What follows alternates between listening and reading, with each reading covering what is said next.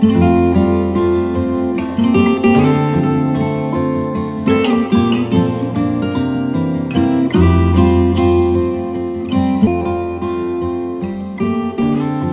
dans cette troisième fenêtre.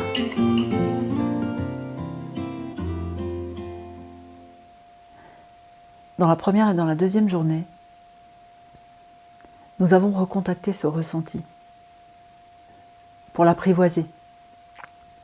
À partir d'aujourd'hui, jusqu'à la fin de ce calendrier, nous allons générer de plus en plus de gratitude chaque jour, en partant de sujets qui sont faciles, jusqu'à des sujets qui sont un petit peu plus délicats, qui sont un petit peu plus contre-intuitifs, sur lesquels on a plus l'habitude de se plaindre. Mais pour cette première semaine, on va rester dans des choses qui sont facilement abordables, puisque c'est comme un entraînement.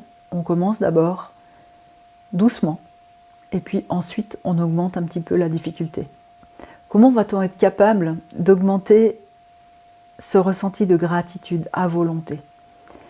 Eh bien, tout simplement en nous servant des ressources que nous possédons tous à l'intérieur de notre tête, entre nos deux oreilles. On a cet organe fabuleux, le cerveau, qu'on utilise chaque jour, et pourtant, on l'utilise souvent en mode automatique. Pendant ce mois de décembre, on va prendre conscience de plus en plus de son fonctionnement. Au travers des petites vidéos, à chaque fois, je vais vous donner quelques éléments. Et surtout, on va faire des exercices. Et ça, c'est une partie importante, et j'insiste. Si je vous demande de jouer du violon et que je vous donne un Stradivarius, pour la plupart d'entre vous, et moi aussi, je vais être bien incapable de sortir un son, même juste un tout petit peu harmonieux, même si c'est juste une note. Même quand on a les plus merveilleux outils, ça ne suffit pas.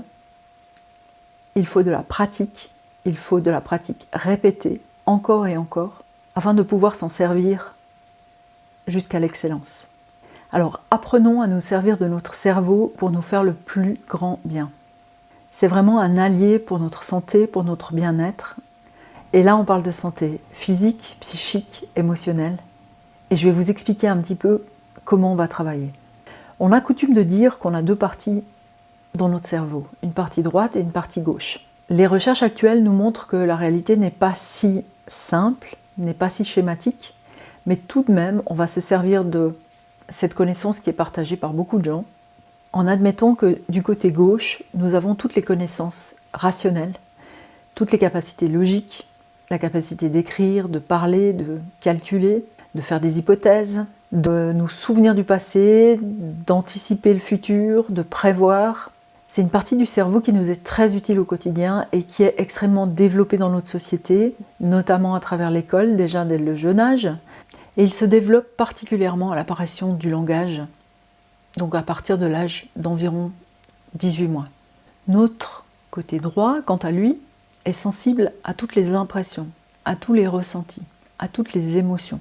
Il est particulièrement actif quand on voit quelque chose qui nous plaît énormément, quand on écoute quelque chose qui nous fait nous sentir bien, quand on est en contact avec des gens qui génèrent des émotions. Et il a une particularité, ce cerveau droit, c'est qu'il ne fait pas la différence entre le passé, le présent et le futur. C'est-à-dire que lorsqu'on se souvient de quelque chose qui nous est arrivé, qui a généré en nous une forte émotion, qu'elle soit positive ou négative, en contactant ce souvenir, l'émotion revient elle aussi.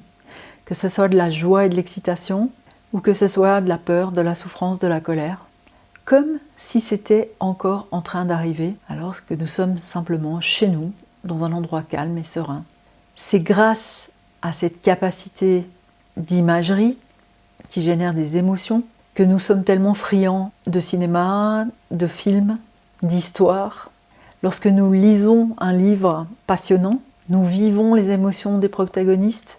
C'est grâce à ce cerveau droit que l'on peut rire ou pleurer quand on nous raconte quelque chose, quand on regarde quelque chose. Et c'est justement ces capacités-là que nous allons mobiliser et nous allons entraîner notre esprit à focaliser sur le meilleur. Alors, les exercices que je vais vous proposer seront toujours assez simples. Pour qu'ils aient la plus grande efficacité, vous allez décider d'un moment de la journée, si possible tous les jours au même moment, Parce que plus on est régulier et plus le corps se conditionne à ressentir ce qu'on lui demande. Donc c'est un engagement pour environ 3 semaines, mais un engagement qui va vous apporter du bien-être. Donc ça en vaut vraiment la peine. Le moment idéal, c'est le lever, parce que quand on se réveille, notre cerveau n'est pas dans le même fonctionnement que pendant la journée lorsqu'on effectue toutes nos tâches.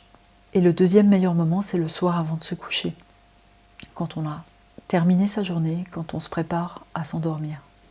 Alors dans le cahier que vous avez commencé hier, vous allez faire une liste de personnes ou d'êtres vivants qui vous ont fait du bien par le passé ou qui vous font du bien aujourd'hui.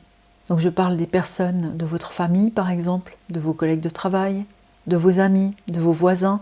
Et je parle aussi de nos compagnons, nos chats, nos chiens, nos oiseaux, nos reptiles peut-être, et qui nous font nous sentir utiles, nous font nous sentir en sécurité, nous font nous sentir aimés. Et vous allez en trouver 10. Pour certaines ou certains, ça n'est pas très facile de trouver 10 personnes actuelles qui vous font ressentir du bien-être. C'est pour ça que vous allez utiliser vos souvenirs pour aller dans le passé. Vous avez forcément croisé la route d'au moins 10 personnes ou 10 êtres vivants qui vous ont procuré du bien-être. Et afin de générer de la gratitude, vous allez écrire pour chacun d'entre eux. Par exemple, merci pour mon compagnon, mais vous allez ensuite continuer la phrase. Parce qu'en disant juste merci, on ne s'arrête pas suffisamment longtemps sur l'événement ou sur la personne pour que ça déclenche le processus de fabrication des molécules dont je vous parlais. Donc sur chaque ligne, vous allez écrire par exemple « Merci pour mon compagnon, parce qu'il est là pour moi tous les jours, parce qu'il me soutient, et grâce à lui, je me sens aimée, entourée, soutenue. » Voilà, c'est un exemple. Et une dédicace à mon compagnon aussi. N'oubliez pas les gens qui dans le passé vous ont soutenu. Il y a tellement de gens qui ont contribué à ce que vous puissiez être là aujourd'hui que vous allez certainement en trouver facilement 10. C'est un exercice qui devrait vous prendre environ 10 minutes. Et si vous êtes d'accord de partager comment s'est passé cet exercice pour vous, est-ce que c'était facile, difficile, comment vous vous êtes senti après avoir fait cet exercice, je vous lirai volontiers. Je vous remercie de me suivre encore aujourd'hui et je vous retrouve demain. Très belle journée.